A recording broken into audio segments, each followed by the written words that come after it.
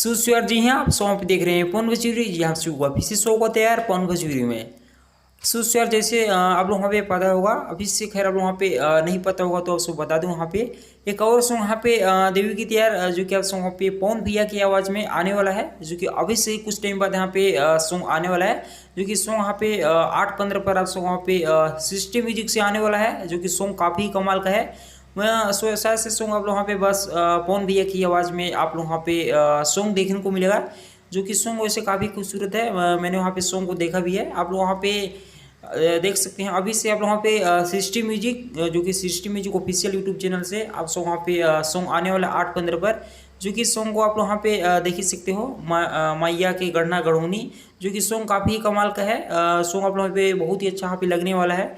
ऐसे ऐसे सॉन्ग आप लोग वहाँ पे बस इस देवी गीत में आप वहाँ पे भक्ति ही लय में आप लोग वहाँ पे सारे सॉन्ग देखने को मिलेंगे, जो कि बहुत ही बढ़िया रहने वाला है। जो कि आप लोग वहाँ पे समझ ही सकते हो कि सॉन्ग भी आने चाहिए देवी गीत में।